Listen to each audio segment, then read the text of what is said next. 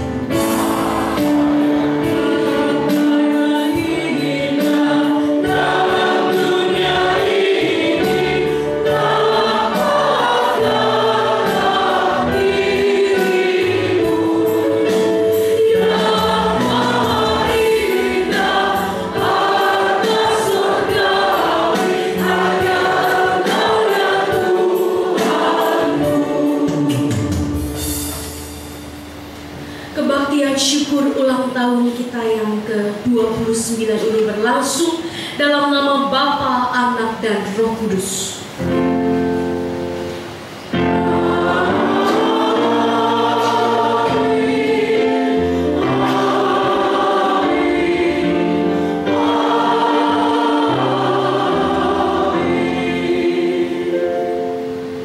Kasih karunia dan damai sejahtera dari Allah Bapa kita dan dari Tuhan Yesus Kristus menyertai saudara sekalian.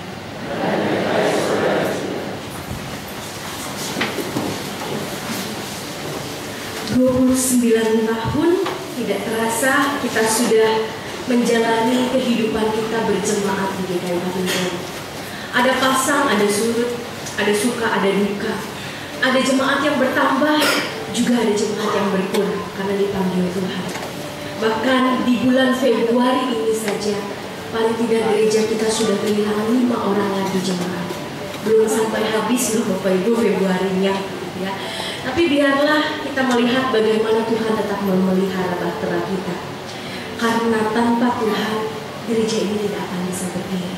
Tanpa Tuhan, gereja ini akan hanyut dan tidak akan bisa menjadi berkat. Jadi biarlah di ulang tahun ke-29 ini kita terus mengarahkan hati kita kepada Tuhan, menjadikan Dia nahkoda satu-satunya di dalam kehidupan kita berjemaat. Kita mengangkat pujian kembali Kidung Jemaat 252 bait 1 sampai 5, Batu Penjuru Gereja.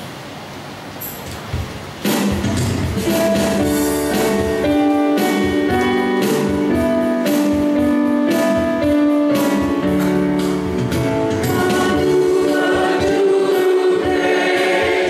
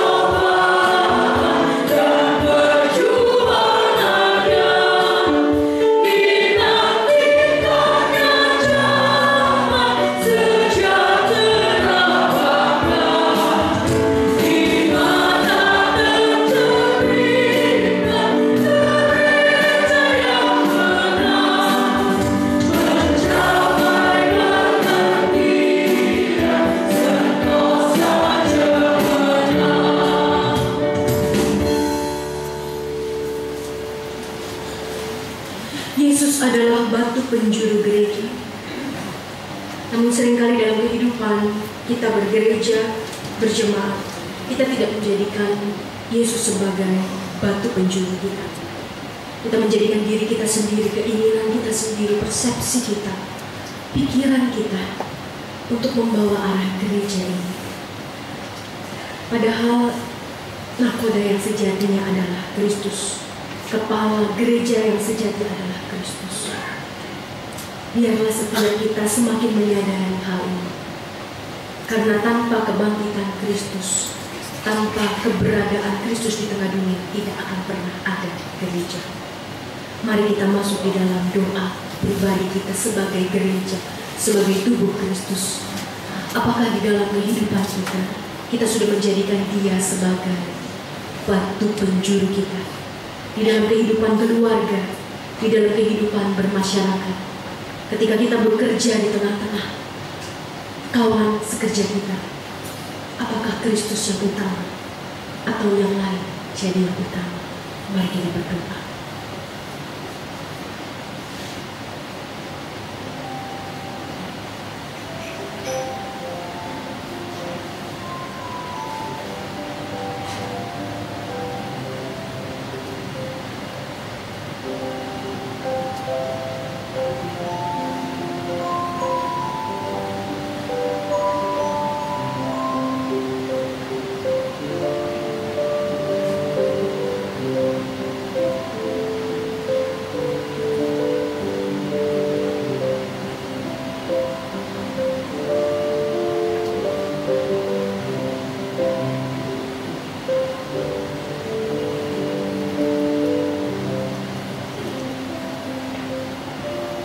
Ya Tuhan, ampuni kami ketika kami melupakan Tuhan dalam kehidupan kami sebagai gereja. Bukan hanya sebagai gereja Kristen Indonesia, tapi karena kami adalah gereja dimanapun kami berada. Kami adalah gereja ketika kami ada di rumah. Sebagai orang tua, kami juga adalah sebagai gereja yang menghadirkan shalom Allah, yang seharusnya mendatangkan sukacita, perdamaian, bukan pertikaian, bukan kebencian. Ketika kami ada di tengah-tengah rekan sekerja kami, di kantor kami juga adalah gereja Tuhan yang seharusnya terus memperkenalkan siapa Kristus dalam hidup kami, di dalam kepelbagaian, keragaman, kepercayaan agama, dan sifat-sifat manusia. Ketika kami ada di tengah-tengah ruangan ini, di dalam rumah, kami juga adalah gereja. Kami seharusnya menjadi berkat, bukan hanya menerima berkat.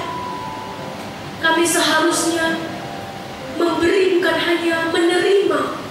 Kami seharusnya melakukan, bukan hanya menikmati. Tapi seringkali itu tidak kami lakukan. Kami datang ke gereja seringkali hanya untuk menikmati berkat Tuhan, dan sulit bagi kami untuk menjadi berkat. Begitu juga di tengah-tengah kehidupan kami. Kami menuntut orang mengasihi kami dan bukan kami kasih. Ampunilah kami Tuhan.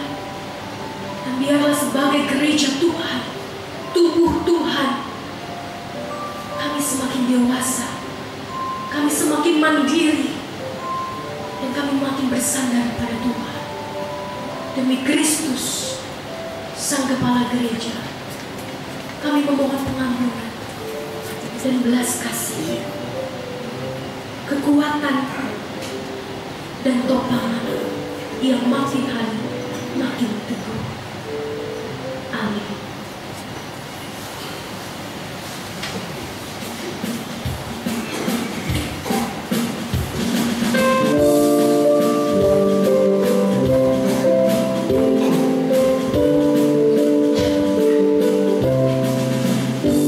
Aku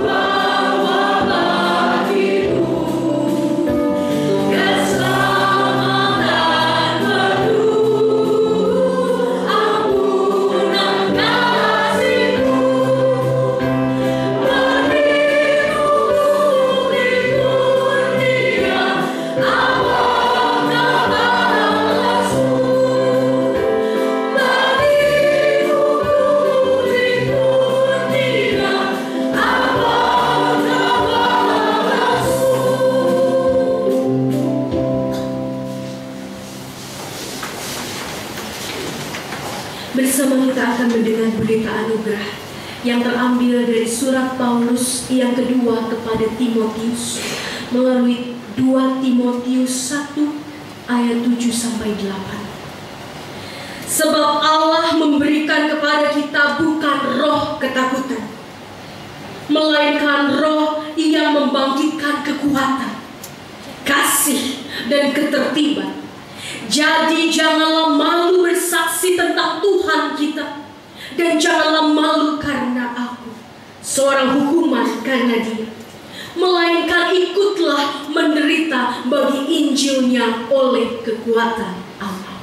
Demikianlah berita anugerah dari Tuhan.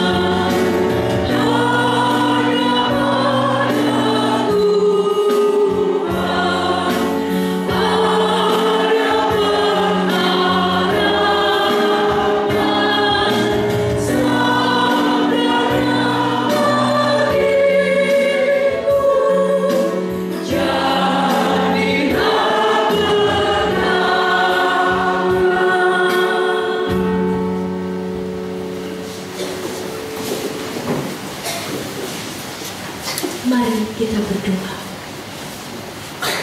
Kami mau menjadikan firman Tuhan sebagai pegangan hidup kami. Kami mau berpegang teguh pada kebenaran yang Tuhan sampaikan di dalam hati dan batin kami melalui pertolongan Roh Kudus. Sebab kami terbatas, kami tidaklah sempurna, tapi kami mau belajar dan terus mengusahakan diri menjadi anak-anak Tuhan yang sempurna. Jadi tolonglah kami Tuhan, karena tanpa Tuhan kami tidak mampu melakukan apa-apa. Berikan kepada kami hikmat-Mu, berikan pada kami bijak-Mu, dan biarlah dengan sukacita kami mewujudkan firman-Mu lewat kata dan perbuatan kami sebagai tubuh dan gereja Tuhan. Pimpinlah hamba-Mu di tengah keterbatasannya, dan biarlah Engkau berkenan memakai. Demi Kristus, Allah dan Juru Selamat kami yang hidup, kami berdoa dan mengucap syukur. Amin. Mari kita membuka firman Tuhan. Kalau di depan kita melihat ada Filipi 3 ayat 12 sampai 16. Saya ingin mengajak Bapak Ibu sekalian untuk membuka Filipi 2 dari ayatnya yang pertama.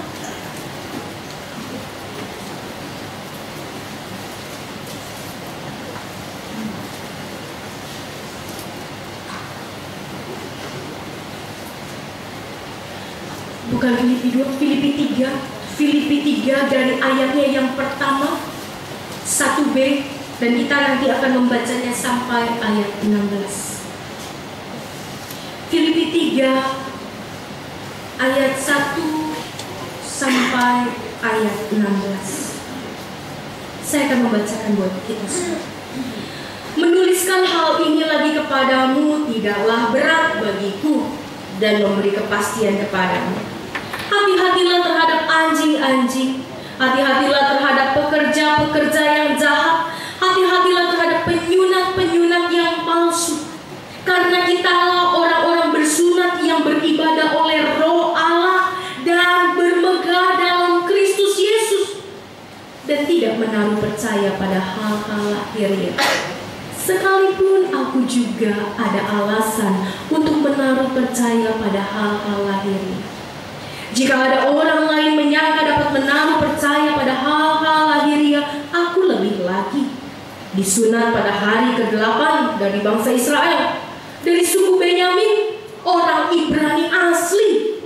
Tentang pendirian terhadap hukum Taurat, aku orang Farisi. Tentang kegiatan, aku penganiaya jemaat. Tentang kebenaran dalam menaati hukum Taurat, aku tidak bercacat. Tetapi apa yang dahulu merupakan keuntungan bagiku, sekarang kuanggap rugi karena Kristus. Malahan segala sesuatu kuanggap rugi karena pengenalan akan Kristus Yesus, Tuhanku, lebih mulia daripada semuanya. Oleh karena Dialah aku telah melepaskan semuanya itu dan menganggapnya sampah, supaya aku memperoleh Kristus dan berada dalam Dia, bukan dengan kebenaranku sendiri karena menaati hukum Taurat, melainkan dengan kebenaran karena kepercayaan kepada Kristus, yaitu kebenaran yang Allah anugerahkan berdasarkan kepercayaan. Yang ku kehendaki ialah mengenal Dia dan kuasa kebangkitannya dan persekutuan dalam penderitaannya, di mana aku menjadi serupa dengan Dia dalam kematian, supaya aku akhirnya beroleh kebangkitan dari antara orang mati. Bukan seolah-olah aku telah memperoleh hal ini atau telah sempurna, melainkan aku mengejarnya, kalau aku dapat juga menangkapnya, karena aku pun telah ditangkap oleh Kristus Yesus. Saudara-saudara, aku sendiri tidak menganggap bahwa aku telah menangkapnya, tetapi ini yang kulakukan. Aku melupakan apa yang telah di belakangku dan mengarahkan diri kepada apa yang di hadapanku, dan berlari-lari kepada tujuan untuk memperoleh hadiah, yaitu panggilan sorgawi dari Allah dalam Kristus Yesus. Karena itu marilah kita yang sempurna berpikir demikian. Dan jikalau lain pikiranmu tentang salah satu hal itu akan dinyatakan Allah juga kepadamu. tetapi baiklah tingkat pengertian yang telah kita capai, kita lanjutkan menurut jalan yang telah kita tempuh. Demikian juga pembacaan firman Tuhan. Berbahagia kita yang membaca, merenungkan, dan melakukannya. Amin.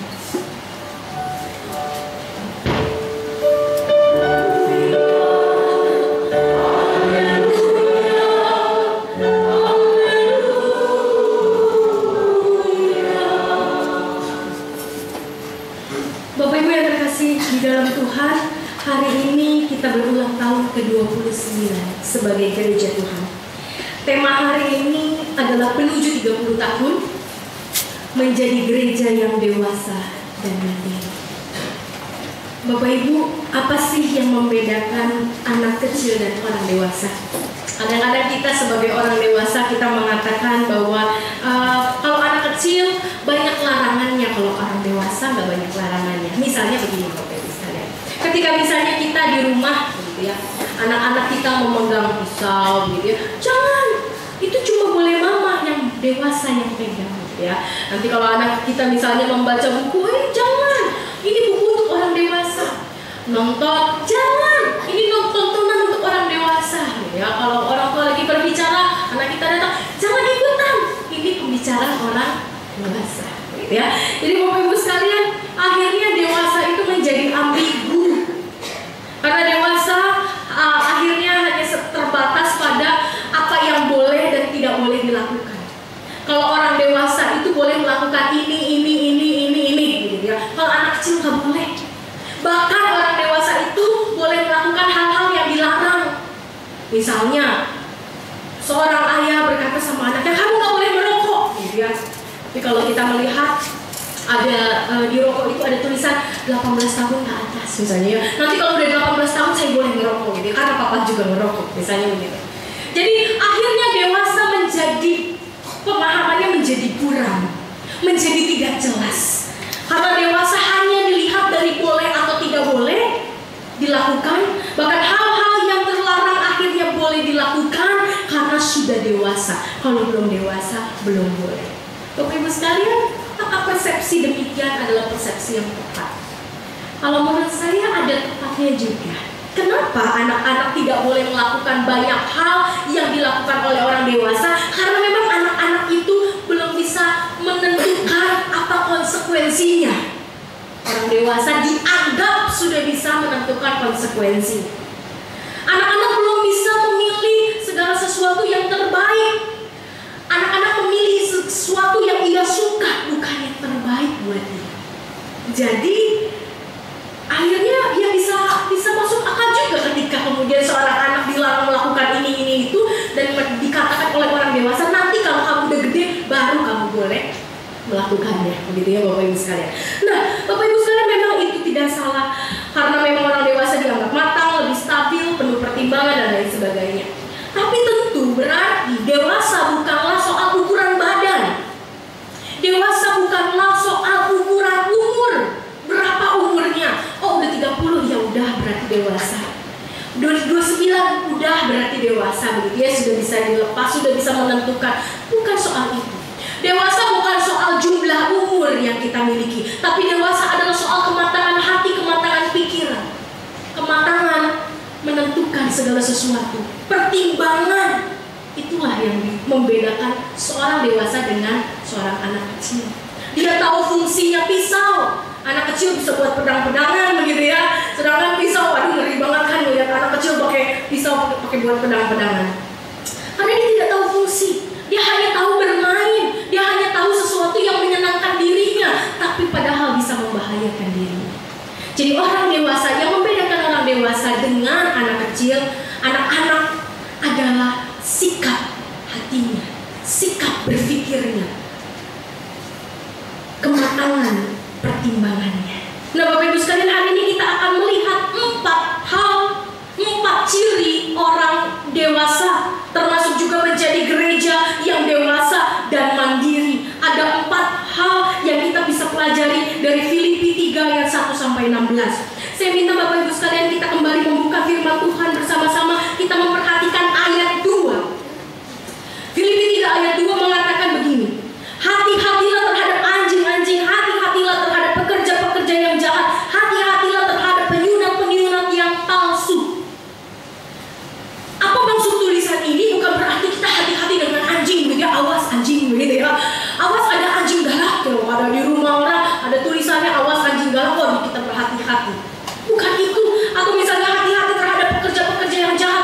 ini korup, aku harus hati-hati sama dia. Bukan soal itu Bapak Ibu sekalian.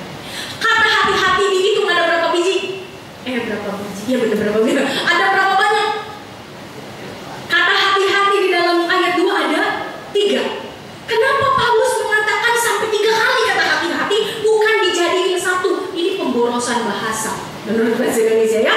Jadi kalau dijadiin satu harusnya hati-hati terhadap anjing, pekerja-pekerja yang jahat, penyunat-penyunat yang palsu. Cukup.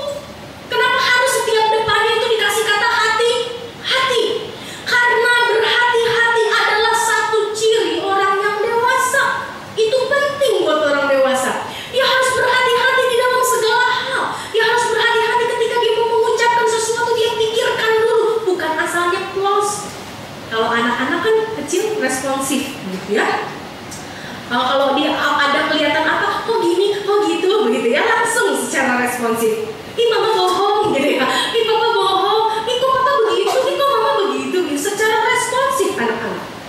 Tapi ketika kita makin dewasa, kita akan menilai segala sesuatu secara berhati-hati. Ketika kita mau berbicara pada orang lain, kita berhati-hati. Ketika kita mau menyampaikan pesan kita, saran kita, termasuk kritik kita, kita berhati-hati. Berhati-hati di sini adalah juga menelaah keadaan, situasi, menelaah orang yang kita ajak bicara. Enggak asal yang close. Karena tiap orang berbeda. Cara pendekatan terhadap setiap orang berbeda. Setiap orang itu betul-betul diciptakan Tuhan unik. Tiap orang itu betul-betul diciptakan Tuhan berbeda. Sifatnya, latar belakang, pengalamannya, walaupun ada kesamaan, tapi banyak bedanya Bapak Ibu sekalian. Orang tuanya saja sudah beda. Bahkan yang orang tuanya sama pun bisa berbeda, gitu ya. Bapak Ibu sekalian, mama saya, pasti Bapak Ibu sekalian tahu mama saya 16 bersaudara. Mama saya anak ke-15. Dan saya mengenal om saya dari yang paling tua, sekarang sudah meninggal. Karena waktu saya kelas 5 SD, om saya sudah 78 umur ya. Jauh banget ya Bapak Ibu sekalian. Tapi itu sifat dari anak pertama sampai anak 16 beda semua. Beda semua. Saya kenal tante saya itu luar biasa lemah lembut Bapak Ibu sekalian. Semua tutur katanya itu diatur luar biasa. Mama saya, ya begitu deh gitu ya. Tapi artinya apa Bapak Ibu sekalian? Berbeda. Setiap anak itu berbeda. Mama saya kalau lagi ketawa itu hahaha gitu ya. Kalau ketawa tuh benar-benar mengekspresikan diri. Tapi kalau tante saya ketawa tuh begini. Ya. Saya bilang, tante ini lucu kok ketawanya cuma begini begitu. Tapi mama saya ekspresif. Jadi Bapak Ibu sekalian, ketika kemudian kita menjadi orang yang berhati-hati, artinya kita juga kemudian mulai menimbang resikonya apa. Kalau saya mengucapkan ini buat anak saya, resikonya apa? Kalau saya mengucapkan ini pada istri saya, pada suami saya, resikonya apa? Kalau lebih banyak resiko negatifnya, cari cara lain supaya resikonya jadi positif. Begitu. Kita cari cara lain. Kita tahu nih suami kita datang, dia capek, mukanya merengut begitu. Begitu merengut pulang, kita langsung tanya, minta duit gitu ya, mau belanja gitu. Waduh ini nggak tahu keadaan namanya begitu ya. Orang yang dewasa atau orang yang berhati-hati mulai menolak. Oh suami saya lagi nggak enak, pasti ada masalah di kantor. Kita ajak dulu minum, kita ajak dulu duduk begitu kan. Nah begitu juga dengan istri begitu ya. Istri baru pulang begitu ya. Oh mukanya udah capek banget. Mama, mana kopi papa begitu ya. Langsung suami begitu. Kita membaca keadaan. Orang yang berhati-hati adalah orang yang belajar terus membaca keadaan. Penuh pertimbangan. Artinya orang yang terus juga mau belajar. Orang yang berhati-hati adalah orang yang terus mau belajar. Terus mau belajar. Memperlengkapi diri supaya dia makin hati-hati. Karena kalau dia tidak memperlengkapi diri, dia nggak bisa hati-hati. Karena dia nggak tahu mana yang harus dilakukan, mana yang tidak dilakukan. Tapi kalau dia terus memperlengkapi diri, dia belajar tentang karakter orang, tentang apa yang terjadi pada kehidupan orang, dia akan menjadi orang yang berhati-hati ketika mengungkapkan sesuatu. Khususnya dalam hal bicara soal lidah. Karena orang bilang lidah itu tidak bertulang. Lalu kemudian yang kedua, di ayat ketiga dan keempat, saya akan membacakan buat Bapak Ibu sekalian. Karena kitalah orang-orang bersunat yang beribadah oleh Roh Allah dan bermegah dalam Kristus Yesus dan tidak menaruh percaya pada hal-hal lahiriah, sekalipun aku juga juga ada alasan untuk menaruh percaya pada hal-hal lahiriah. Yang pertama tadi berhati-hati. Berhati-hati, waspada. Waspada tidak hanya terhadap keadaan, terhadap situasi, tapi dia juga mengenal, oh ini membahayakan bagi dia, ini komunitas yang membahayakan bagi dia, ini teman yang membahayakan bagi dia, ini teman yang menjerumuskan, begitu ya, ini teman yang memberkati. Akhirnya dia bisa mengolah dirinya dengan lebih baik. Berhati-hati. Yang kedua adalah peka. Kalau tadi kita melihat di sini bukan soal lahiriah gitu. Kalau Paulus mengatakan bahwa aku bukanlah orang yang percaya, menaruh percaya pada hal-hal lahiriah, sesuatu yang kelihatan. Anak-anak itu tertarik terhadap sesuatu yang kelihatan. Makanya guru-guru sekolah minggu yang namanya aplikasi dan lain sebagainya itu selalu yang berwarna. Gambar-gambar itu yang berwarna. Bapak Ibu sekalian, kalau kita di sini nggak ada tempelan begitu ya, pinggir-pinggir. Kalau naik ke atas ke ruang sekolah minggu ada bunga, ada gajah, gitu ya, ada semut, ada kupu-kupu, semuanya berwarna-warni. Kenapa? Karena anak-anak suka melihat yang luar. Tapi orang dewasa tidak menilai dari apa yang di luar. Dia tidak akan mudah menjudge orang, menghakimi orang. Dia akan mencari tahu kenapa bisa begini, kenapa bisa begitu.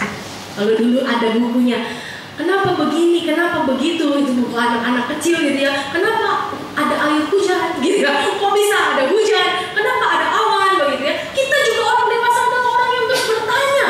Tapi kadang-kadang kita kalah sama anak kecil. Anak kecil semua ditanyai orang tua, sedangkan orang dewasa tidak. Orang dewasa merasa dirinya sudah tahu, sehingga dia tidak perlu bertanya lagi pada orang lain. Orang dewasa merasa bahwa sudah banyak pengetahuannya, sehingga dia tidak mau mendalami lagi orang lain. Dia tidak mau cari tahu. Pokoknya begini ya begini, itu titik begitu ya. Nggak ada pakai kobar, nggak pakai strip, titik. Menurut pengalaman saya, itu kalau orang dewasa ngomong kan begitu ya, menurut pengalaman saya begini. Padahal pengalamannya belum tentu sama dengan pengalaman yang dialami sekarang. Orang dewasa adalah orang yang peka, bukan peka. Peka di sini melihat sesuatu yang tidak nampak di sini bukan tentunya melihat setan atau hantu atau roh halus begitu ya. Tapi melihat yang tidak nampak adalah selalu mencari alasan. Ada korelasi antara sebab dan akibat. Kenapa dia menjadi orang yang seperti ini? Oh, karena masa lalunya begini. Dan kita menjadi apa orang? Kita akhirnya menjadi orang yang penuh pemakluman. Kalau kita tahu latar belakang seseorang, misalnya begitu. Teman kerja kita, kok dia nyebelin banget ya, teman kerja, emang nih nyebelin, semua orang bilang nyebelin, emang dia nyebelin begitu ya. Tapi ketika kita menjadi orang dewasa, maka kita menjadi orang yang peka. Kita akan cari tahu, kamu kenapa?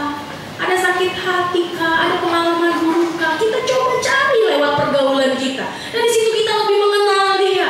Karena tidak ada yang namanya orang tuh bisa langsung jahat kalau dia tidak pernah dijahatin. Orang tidak akan pernah melukai kalau dia tidak pernah dilukai. Tapi orang yang dilukai akan selalu melukai. Orang yang dijahati pasti selalu menjahati, itu secara psikologi. Tapi dalam iman Kristen, orang yang dilukai bisa tidak melukai. Kenapa? Karena dia harus merasakan kasih Kristus dulu. Tapi tidak semua orang merasakan kasih Kristus. Sehingga kita perlu cari tahu. Dan disitulah kita, ya udahlah, maklum aja. Dia punya masa lalu demikian. Dia punya sakit hati demikian. Makanya dia jadi orang yang keras. Dia menjadi orang yang kelihatannya egois, padahal sebetulnya dia nggak egois. Kita bisa memberikan kemudian opini kita terhadap orang-orang lain ketika kita mengenal lebih dekat. Itu orang dewasa. Begitu juga gereja yang dewasa. Ketika kita sebagai gereja di sini, tentu di kantor juga kita jadi gereja gitu ya. Kita melihat berbagai macam orang. Kalau GKI Kafripori ini menurut saya kayak Indonesia kecil. Semua suku bangsa ada, semua karakter ada begitu ya. Dan kalau kita mau pelajari asal nggak mau deket-deket dia karena dia begini-begini, tanya kenapa dia bisa begitu. Atau pelajari kenapa dia bisa begitu. Dengan begitu kita akan lebih memaklumkan, lebih mengasihi orang lain. Sesama jemaat Tuhan. Lalu kemudian ayat 8. Ayat ketiga. Ayat 8 mengatakan, malahan segala sesuatu kuanggap rugi karena pengenalan akan Kristus Yesus Tuhanku lebih mulia daripada semuanya. Oleh karena dialah aku telah melepaskan semuanya itu dan menganggapnya sampah supaya aku memperoleh Kristus. Orang yang dewasa adalah orang yang reflektif. Dia tidak hanya mampu menilai hal-hal yang berharga dari yang kelihatan, dari yang mewah, tapi dia mampu melihat hal-hal yang berharga dari hal paling sederhana sekalipun. Orang yang dewasa adalah orang yang mencoba selalu mencari nilai hidup. Andai ada persoalan dalam hidupnya, dia selalu cari apa hikmahnya buat dia. Orang dewasa tidak langsung ketika ada masalah lagi, capek saya. Orang dewasa nggak begitu, anak begitu. Tapi orang dewasa adalah orang ketika ada masalah, kenapa ya Tuhan izinkan masalah ini ada pada saya? Ada duka cita, kenapa ya Tuhan izinkan ada duka cita ini dalam hidup saya? Pasti Tuhan punya maksud, pasti Tuhan punya pembelajaran, dan saya harus belajar. Itu orang dewasa. Anak-anak sifatnya responsif, sedangkan orang dewasa sifatnya reflektif. Selalu berkaca pada persoalan, selalu berkaca pada masalah, selalu berkaca pada tantangan. Tidak membuat dia cepat putus asa. Kita tidak bertanya kenapa ini terjadi, tapi kita selalu mengatakan ini terjadi untuk suatu maksud. Itu orang dewasa, reflektif. Sehingga Paulus bisa mengatakan segala sesuatu yang dulu dianggap rugi, kenapa begini, kenapa begitu, menjadi keuntungan karena pengenalan akan Kristus. Dan kita bisa mengenal Kristus lewat hal sederhana. Lewat banjir kita bisa kenal Kristus. Lewat hujan kita bisa kenal Kristus. Lewat macet kita bisa kenal Kristus. Lewat persoalan hidup kita di keluarga, suami, istri, orang tua, anak-anak orang tua, kita bisa kenal Kristus. Itulah orang dewasa. Karena orang dewasa ingin melihat hidupnya selalu lebih baik dari waktu ke waktu. Artinya apa? Akibatnya tujuan hidupnya berubah, keinginannya berubah. Kalau anak kecil, misalnya Bapak Ibu sekalian, kita punya anak gitu, kamu mau apa? Mau buah apa? Mau permen? Anak-anak milih apa? Permen gitu ya. Mau pare gitu ya. Mau sayur pare atau mau lollipop? Udah pasti lollipop. Bapak Ibu sekalian, nggak mungkin pare. Tapi orang dewasa, dia melihat bahwa dia punya gula gitu ya, misalnya ya, dia adalah pabrik gula gitu ya, ini gulanya tinggi gitu, kadar gula dalam darahnya tinggi, maka dia akan memilih pare. Orang dewasa melihat segala sesuatu dengan cara yang berbeda, sifatnya lebih reflektif, lebih sederhana, mampu melihat hidup secara sederhana. Lalu kemudian ayat 14, dan berlari-lari kepada tujuan untuk memperoleh hadiah, yaitu panggilan surgawi dari Allah dalam Kristus Yesus. Ini kita akan pahami kalau kita membaca dari ayat 12. Bukan seolah-olah aku telah memperoleh hal ini atau telah sempurna, melainkan aku mengejarnya. Ada kata mengejar, ada kata menangkap, ada kata berlari, dan di situ semua menggunakan kata aku. Apa maksudnya Bapak Ibu sekalian? Kenapa Paulus nggak mengatakan kami mengejar, kita mengejar? Kenapa aku mengejar? Karena disinilah bentuk kemandirian Paulus. Paulus tidak mengandalkan orang lain untuk mengenal Tuhan. Dia mau kejar Kristus itu sendiri. Dia mau belajar siapa Kristus itu sendiri. Dia mau mengalami Tuhan itu sendiri. Dia tidak menggunakan orang lain. Dia tidak bertanya kepada orang lain, dalam arti dia mengandalkan orang lain untuk mengenal Allah. Seringkali gereja tidak maju-maju bukan karena gereja itu tidak punya kemampuan. Seringkali kita sebagai pribadi tidak maju-maju bukan karena kita kurang talenta, tapi karena kita kurang mengejar talenta itu. Kita kurang untuk mengolah talenta itu. Karena Tuhan, firman Tuhan mengatakan satu talenta bisa jadi 5 bisa jadi 10 bisa jadi 100. Masalahnya adalah bukan kita tidak punya talenta, tapi kita tidak sadar dan tidak mau menggunakan talenta itu. Sehingga kalau ada ketika kemarin sempat rapat dengan beberapa teman, kok kita di GKI ini nyari pelayan Tuhan kok mengais-ngais ya. Benar juga loh Bapak Ibu sekalian gitu ya.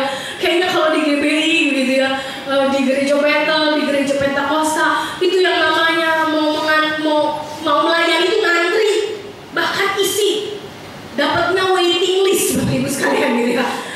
Emang kursi doang, kursi untuk nonton konser gitu ya, dapatnya waiting list. Ternyata untuk melayani pun waiting list. Kenapa di GKI mengais-ngais Bapak Ibu sekalian? Kadang-kadang kita tidak sadar bahwa kita telah diberkati Tuhan banyak. Kita tidak sadar bahwa kita ini telah diberikan talenta dan kita tidak menggalinya. Sehingga hidup kita tetap di situ, pelayanan kita tetap di situ, tidak mengalami kemajuan. Paulus mengatakan, aku mengejar, bukan kami. Yuk rame-rame yuk, biar aku ada teman. Yuk melayani, siapa teman saya di pelayanan. Kalau sama ini saya mau, kalau sama itu saya nggak mau. Dan itu terjadi di gereja dewasa ini. Bukan hanya di gereja ini, di seluruh gereja hampir begitu. Pilih-pilih. Itu bukan sikap orang dewasa. Orang yang sungguh-sungguh dewasa adalah, saya mau bukan karena saya ada ini.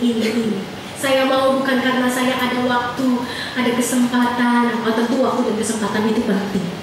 Tapi saya mau melayani karena saya tahu Kristus melayani saya. Dan saya akan mengejar Kristus. Saya ingin menjadi sempurna seperti Kristus. Sehingga suatu saat nanti gereja tidak lagi mengais-ngais untuk mencari pelayan-pelayan Tuhan. Dan akibat dari mengejar Kristus, berlari, menangkap Kristus seperti yang dilakukan Paulus adalah gereja punya inisiatif. Bukan nunggu bola, tapi jemput bola. Tapi jangan semua jemput begitu ya. Dalam artinya kalau kita ada di lapangan bola, ya bolanya satu dijemput semua ya tubrukan begitu ya. Tapi Bapak Ibu sekalian, kita menjemput bola, kita menjemput pelayanan. Ada pelayanan lalu tentu kasih kita sama Tuhan. Walaupun memang kita bilang, ya saya kan melayani di rumah juga, saya melayani juga di tempat kerja saya. Tapi pelayanan di gereja itu beda. Apa bedanya Bapak Ibu sekalian? Kalau di rumah anak kita mulai gak menghargai kita bisa bilang begini, mama udah masakin kamu, begitu ya, kamu gak makan, besok mama gak masak lagi. Bisa ngancem di rumah. Begitu juga di kantor. Karena di kantor, ya kantor merupakan pelayanan, tapi kita digaji. Di gereja enggak. Artinya apa? Pelayanan paling murni hanya bisa dilakukan di gereja, bukan di tempat lain. Ketika kita tidak diberi, ketika kita tidak digaji, ketika kita mungkin hanya menanggung sakit, menanggung hal-hal yang menyakitkan, hal-hal yang menyebalkan begitu ya, berhadapan capeknya iya, rasanya kayaknya nggak ada sesuatu yang bisa saya dapat. Itu kadang-kadang banyak orang di gereja begitu. Tapi Bapak Ibu sekalian, ketika kita sadar bahwa kita diberkati oleh Tuhan, kita tidak akan melihat itu. Kita akan mencoba untuk terus berlari, mengejar Kristus, menyambut bola. Tidak hanya minta dipedulikan, tidak hanya minta didoakan, tapi mendoakan. Tidak hanya minta dipedulikan, tapi memperdulikan orang lain. Mencari kesempatan. Dan itulah gereja yang dewasa. Gereja yang dewasa adalah gereja yang tidak mengandalkan pelayan Tuhan, baik itu pendeta, penatua, atau pelayan-pelayan komisi. Tapi gereja yang mau jadi pelayan Tuhan. Itu gereja dewasa. Gereja yang dewasa bukanlah gereja yang mengandalkan pelayan Tuhan yang ada saja, tapi menjadi pelayan Tuhan. Saya mau jadi pelayan Tuhan, saya mau melayani satu dengan yang lain. Itu gereja yang dewasa. Itulah orang dewasa. Bapak Ibu sekalian, GKI Kafrin Polri ini sudah 29 tahun. Tahun depan 30 tahun. Berapa banyak pendeta yang sudah ada di sini hilir mudik?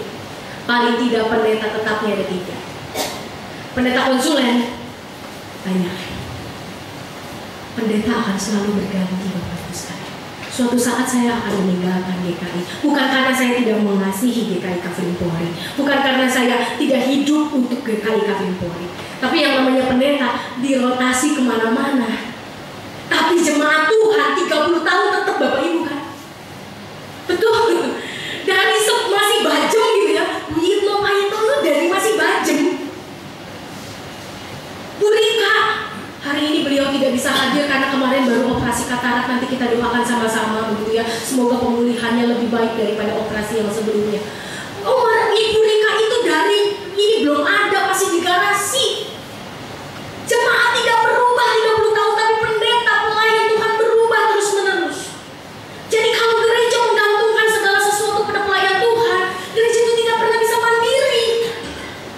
Saya rindu sekali melihat GKI Kafrin Polri menjadi gereja yang mandiri,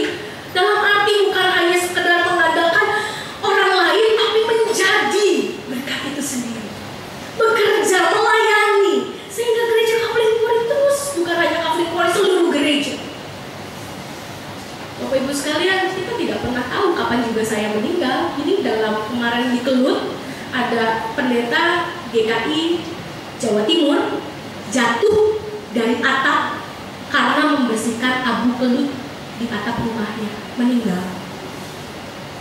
Nah, kalau pendetanya cuma satu di sini, suatu saat ada yang terus kami gitu ya. Saya naik ke atap gitu ya, terus saya jatuh gitu, terus saya meninggal gitu ya. Lalu kemudian siapa yang akan melayani begitu ya? Siapa yang membawa Ibu andalkan? Kalau bukan kita membuat diri kita menjadi pelayan Tuhan. Gereja yang dewasa tidak mengandalkan pelayan Tuhan, tapi terus bersama dengan pelayan Tuhan dan menjadi pelayan Tuhan. Karena GKI Kavling Polri mungkin bukan rumah terakhir saya. Mungkin ada rumah terakhir saya. Entah saya nanti digemis bersama dengan suami saya. Tidak pernah tahu. Tapi teruslah kalau gereja ini menjadi gereja yang mandiri, terus berkembang, terus mewarnai kehidupan bergereja, maka GKI Kavling Polri tidak akan pernah hilang, tidak akan pernah habis, dan semangatnya tidak akan pernah surut. Kalau setiap kita bersedia menjadi pelayan Tuhan, bukan hanya pelayan Tuhan yang ditabis, karena kita sebetulnya sudah ditabis di dalam nama Tuhan Yesus. Bapak Ibu mungkin tidak menggunakan jubah seperti saya, tapi Bapak Ibu sekalian juga dipanggil untuk melayani. Kita lihat tadi kita punya berita anugerah bahwa kita dipanggil untuk melayani. Berita anugerahnya bukan untuk saya saja, tapi untuk kita semua yang hadir di sini. Jadilah pelayan-pelayan Tuhan. Menjelang 30 tahun banyak hal yang akan kita lakukan, banyak perubahan, banyak hal-hal yang akan kita belajar bersama, supaya nanti 30 tahun kita betul-betul bisa berpikir bahwa oh ya saya sudah dewasa dan sudah mandiri. Tapi itu butuh proses dan butuh kekuatan dari Tuhan. Tapi mari kita usahakan agar bertambahnya usia gereja kita juga dengan bertambahnya kemandirian dan kedewasaan dalam iman, dalam kasih, dalam pengharapan, dalam pikiran, dalam perilaku. Amin. Tuhan Yesus memberkati.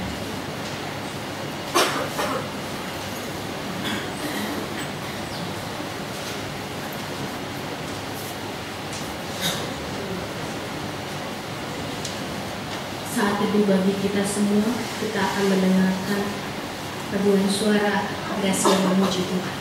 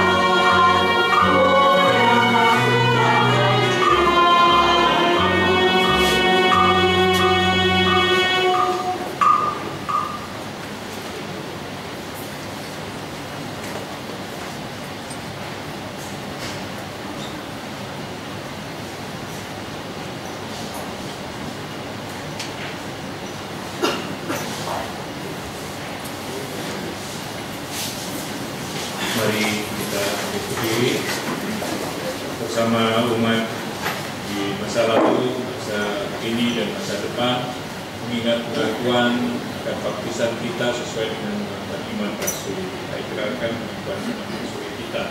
Aku percaya pada Allah, Bapa yang Maha Kuasa, Bapa langit dan bumi, dan pada Yesus Kristus, Anaknya yang tunggal Tuhan kita, yang dikandung dari Roh Kudus, lahir dari darah Maria, yang menderita sengsara di bawah pemerintahan Pontius Pilatus, disalibkan, mati dan bangkit, turun ke dalam kerajaan maut.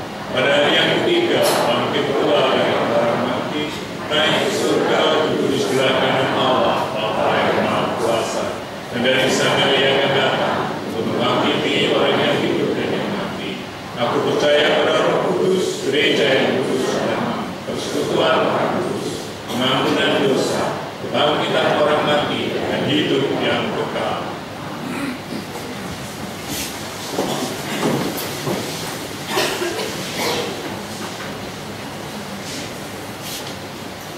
Mari Bapak Ibu sekalian kita berdoa.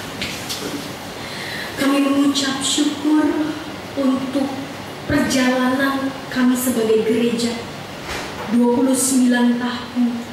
Kami bertumbuh, kami berkembang, kami melewati banyak hal pahit manis di dalam pelayanan kami, suka duka di dalam pelayanan kami.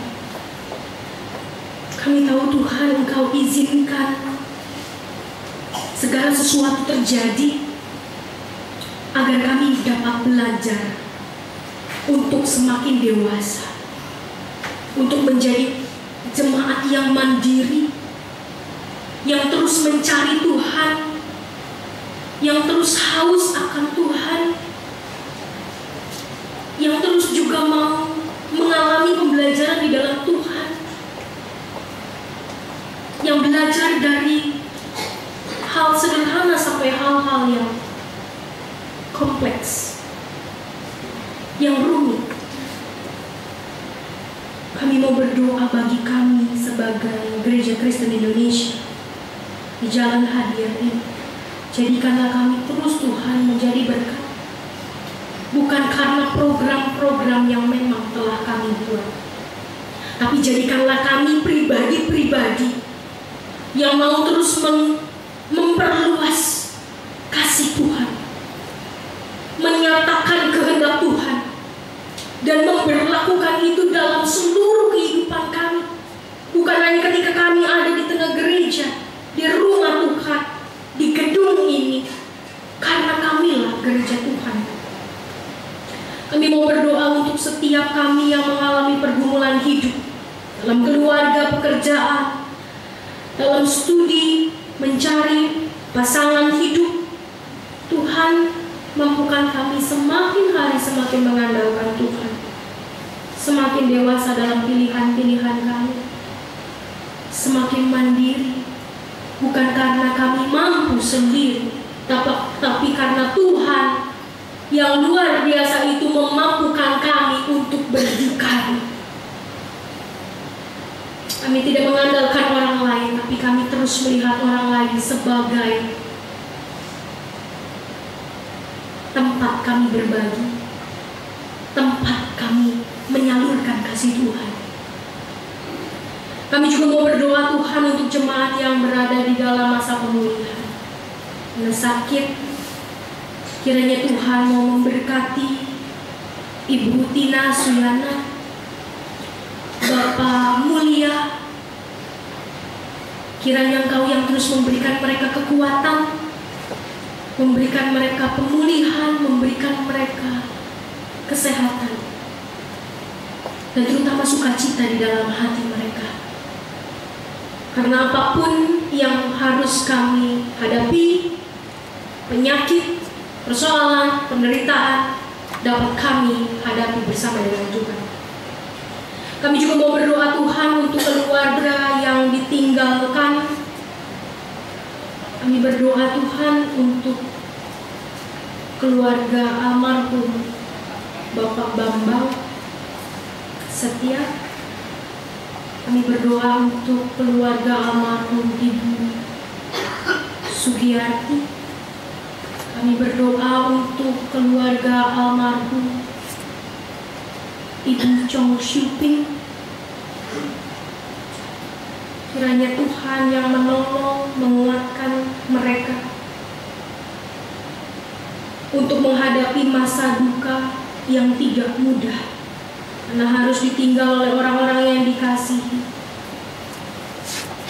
Tapi biarlah Tuhan, mereka mampu melihat pemeliharaan Tuhan, kekuatan dari Tuhan, agar mereka tetap dapat menjalankan tugas tanggung jawab panggilan mereka dengan segenap hati, dengan segenap jiwa, dengan segenap kekuatan. Kami juga berdoa untuk keluarga Pak Marsidi yang juga ditinggal oleh almarhum Pak Marsidi. Pak Marsidi dibawa ke Jawa bersama dengan keluarganya. Kuatkanlah mereka walaupun mereka berbeda keyakinan dengan kami. Dan biarlah Tuhan terus berkarya di dalam kehidupan anak-anak, cucu-cucu yang begitu mengasihi Pak Marsidi. Apapun yang mereka lakukan, berkatilah. Apapun yang mereka doakan dan gumulkan, ikut sertalah, agar mereka juga tetap ada di dalam kehidupan yang baik dan penuh dengan sukacita dari Tuhan. Tuhan, kami juga mau berdoa untuk para calon penatua yang telah menjawab panggilan Tuhan untuk menjadi pelayan Tuhan bagi gerejamu di tempat ini. Mereka bukanlah orang-orang yang sempurna. Mereka bukanlah orang-orang yang punya waktu 24 jam menjadi full timer. Mereka juga punya pekerjaan. Mereka punya keluarga. Mereka punya pergumulan yang berbeda satu dengan yang lain. Dan mereka membaktikan diri mereka di tengah-tengah jemaat Tuhan. Jadi Tuhan, kuatkanlah mereka. Berikan mereka sukacita, berikan mereka bijaksana, agar mereka juga dapat menentukan prioritas, karena hidup mereka bukanlah hanya untuk Tuhan, tapi untuk keluarga mereka, untuk anak-anak mereka, untuk suami istri mereka, untuk pekerjaan mereka. Kuatkan mereka, bimbing mereka, beri mereka kesabaran. Dan Tuhan, biarlah damai dari surga melingkupi kehidupan mereka. Karena tidaklah mudah menjadi pelayan Tuhan. Tapi mereka mau memberikan waktu, kehidupan mereka untuk berbagi dengan jemaat Tuhan di tempat ini. Kami mengucap syukur, karena Tuhan yang memilih, maka Tuhan yang akan melengkapi mereka. Tuhan, kami juga mau berdoa untuk jelang pemilu 2014. Kiranya Engkau yang juga memberkati proses yang harus dihadapi oleh kami sebagai bangsa. Ajar kami Tuhan untuk terus mendoakan calon-calon pemimpin kami, legislatif maupun presiden. Dan biarlah Tuhan kami diberi hikmat, dan calon-calon yang kami miliki, calon pemimpin itu juga diberikan hikmat Tuhan, diberikan hati yang takut akan Tuhan, mengutamakan kepentingan bangsa melebihi kepentingan yang lain. Beban mereka berat, tanggung jawab mereka berat, kepercayaan yang ditaruh di pundak mereka juga tidak ringan. Tapi bersama dengan Tuhan, mereka mampu membawa bangsa Indonesia penuh dengan kemuliaan Tuhan. Kami yakin, kami percaya bahwa Tuhan bisa mengubah Indonesia lewat pemimpin-pemimpin kami. Tapi biarlah kami juga setia melingkupi mereka dengan doa-doa kami, melindungi mereka dengan permohonan kami, dengan syafaat kami. Kami mau berdoa untuk saudara-saudara kami yang terkena bencana alam, masyarakat Karo karena Gunung Sinabung, masyarakat di sekitar Gunung Kelut. Tuhan, kuatkan mereka, dan biarlah mereka juga terus diberikan kemampuan, kepandaian untuk mengelola alam yang Tuhan telah karuniakan kepada mereka, agar mereka juga terus dapat bersukacita. Meletusnya gunung bukanlah sekedar malapetaka atau bencana, tapi gunung akan membawa kesuburan bagi tanah di sekelilingnya. Dan biarlah masyarakat mampu melihat itu. Umat Tuhan juga terus bergiat untuk bisa mempergunakan apa yang bumi ini telah berikan dengan sebaik-baiknya, dengan segenap kreativitas. Kami juga berdoa untuk saudara-saudara kami yang masih menderita di Manado karena banjir bandang. Tuhan, kuatkan mereka, beri mereka kesabaran, dan berikan kepada mereka kesehatan juga. Karena begitu banyak energi yang telah dikeluarkan untuk membuat rumah mereka menjadi bersih, untuk membangun kembali rumah mereka dari puing-puing yang tersisa. Dan biarlah Tuhan, mereka terus mendapat menjadi terang, karena begitu banyak saudara-saudara seiman kami di sana. Biarlah mereka dapat mengontrol perasaan mereka, emosi mereka, keletihan mereka, sehingga tidak terjadi pertengkaran, tidak terjadi keributan, tapi tetap damai melingkupi kota Manado. Demi Kristus, kami memenaikan setiap doa-doa ini dan permohonan kami kepada Tuhan. Hanya di dalam nama Tuhan Yesus Kristus yang telah mengajar kami berdoa bersama.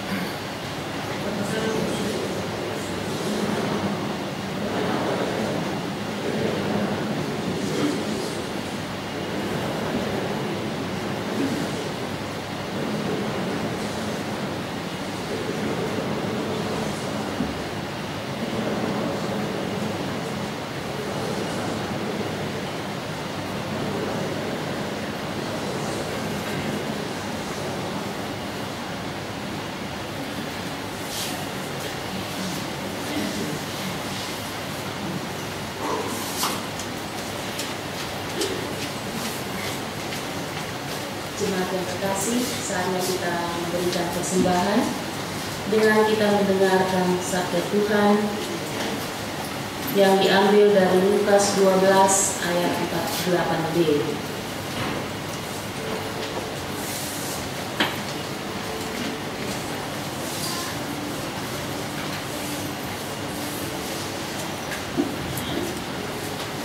Lukas 12 ayat 48b. Setiap orang yang kepadanya banyak diberi, daripadanya akan banyak dituntut. Dan kepada siapa yang banyak dipercayakan, daripadanya akan lebih banyak lagi dituntut. Sementara kampung persembahan dijalankan, kita memuji Tuhan dari Kidung Jemaat 426, baik pertama sampai dengan yang keempat.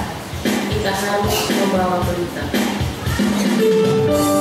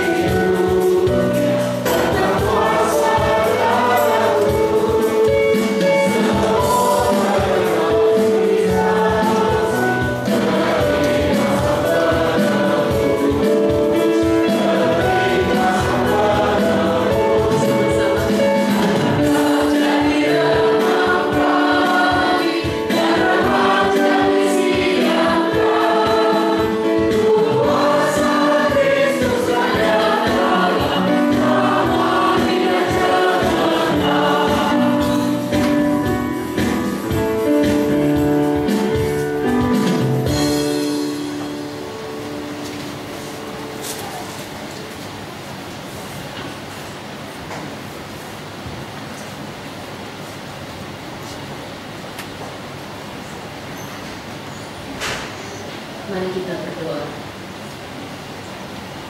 Ya Tuhan, ya Allah kami percaya Engkaulah Tuhan atas kehidupan ini. Tidak ada yang lain selain Engkau yang menyelamatkan dan mengasihi kami dengan sepenuh hatinya. Kami bersyukur berterima kasih Tuhan karena Engkau adalah sumber kekuatan dan kehidupan kami. Kami percaya apa yang telah terjadi dan dialami oleh gereja kami dengan bertambahnya usia setahun adalah tanda cinta-Mu atas kehidupan berjemaat kami. Tuhan Bapa di surga, saat ini kami memberikan persembahan kami sebagai ungkapan syukur kepada-Mu yang kami berikan dengan sukacita dan kesungguhan hati. Berkati dan kuduskan persembahan kami ini Tuhan, supaya berkenan kepada-Mu dan bisa menjadi berkat bagi banyak orang. Ajar kami juga Tuhan untuk memberikan tubuh kami, hidup kami, untuk menjadi persembahan yang hidup kepada-Mu. Beri kami hikmat dan bijaksana di dalam kami mengelola persembahan ini, sehingga bisa menjadi berkat bagi kami. Terima kasih Tuhan, terpujilah Engkau. Dalam nama Yesus kami berdoa dan kami bersyukur. Amin. Dengan kita berdiri, kita akan menyanyi nyanyian pengutusan kita dari NKB 230 bait pertama dan kedua. Berderaplah saat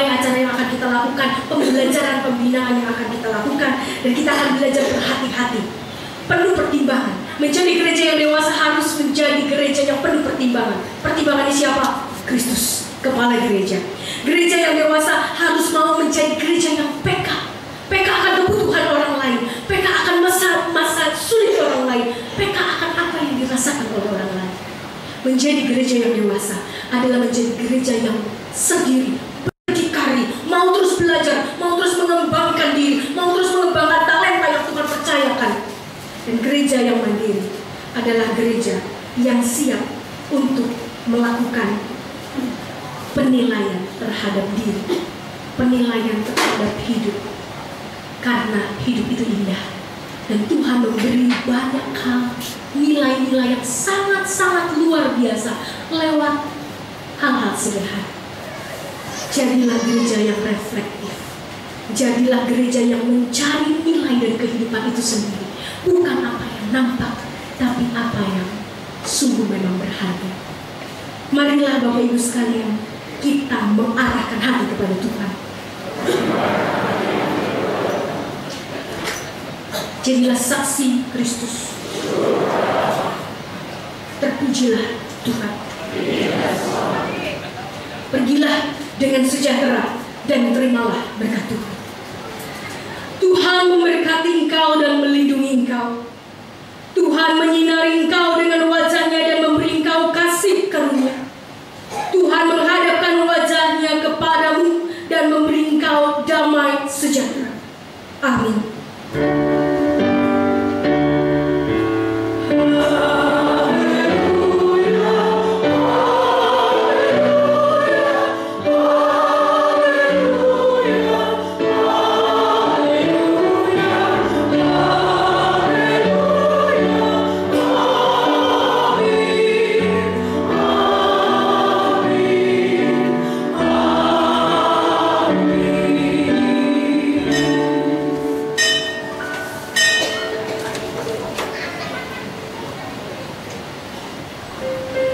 Jemaat sekalian, silakan duduk dan mohon untuk tidak segera meninggalkan tempat ibadah ini, karena bersama-sama kita akan memperingati perayaan ulang tahun gereja ke-29 dengan mengikuti diri.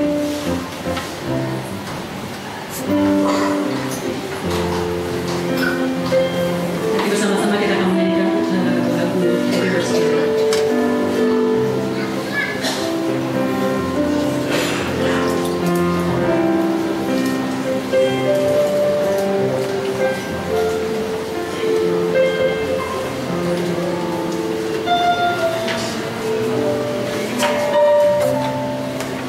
Thank you.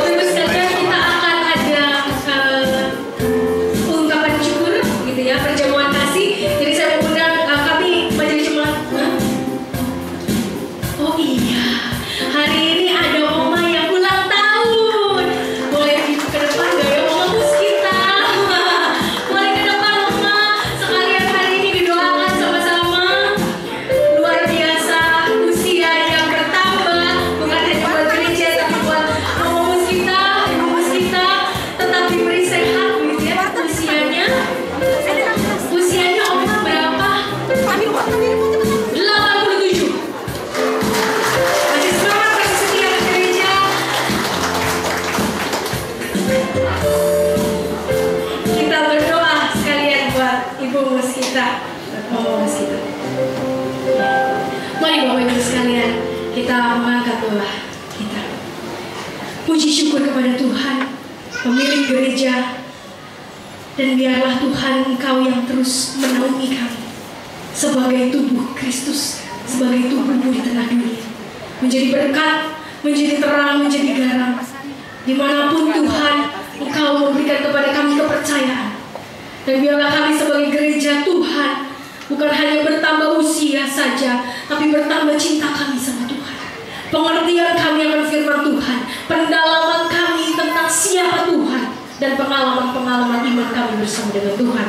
Dan biarlah Tuhan di tahun yang ke depan menuju 30 tahun kami semakin matang, semakin mapan, semakin mandiri bersama dengan Tuhan. Kami tahu Tuhan perjuangan gereja ini belum selesai. Bahkan mungkin ini adalah awal dari perjuangan yang lebih banyak lagi akan kami lewati. Tapi biarlah Tuhan yang menolong dan menopang kami. Bila hari ini kami juga mengucap syukur atas 1 tahun Kau kembali percayakan kepada Mus kita. Tepat pada tanggal 23 Februari hari ini beliau berusia 87 tahun. Tuhan, Engkau yang luar biasa. Engkau Allah yang memberikan kepada dia hidup, dan Engkau juga Allah yang memberikan kami kesempatan untuk melihat bagaimana beliau begitu setia kepada Tuhan. Di tengah rentahnya tubuhnya, di tengah lemah tubuhnya yang dimakan usia, tapi semangatnya untuk melayani Tuhan, untuk beribadah kepada Tuhan, patut kami contoh. Dan biarlah Tuhan memutuskan terus diberikan kesehatan, diberikan kekuatan, diberikan damai sejahtera, dan biarlah dia dapat menikmati hari-hari yang Tuhan masih anugerahkan kepada beliau dengan segenap syukur kepada Tuhan. Terima kasih Bapak, bila sebentar kami juga akan menikmati berkat Tuhan. Uruskanlah berkat ini menjadi sumber kekuatan bagi kami, sumber kesehatan, dan sumber ungkapan syukur. Berkatilah saudara-saudara kami yang menyiapkannya bagi kami. Kuatkanlah mereka, berkati apapun yang digumulkan oleh mereka, agar mereka juga terus dapat menjadi berkat di tengah-tengah jemaat Tuhan. Hanya di dalam nama Tuhan Yesus Kristus, penolong kami, juru selamat kami, Allah yang begitu mengasihi kami dan kami kasihi, kami berdoa dan mengucap syukur. Amin.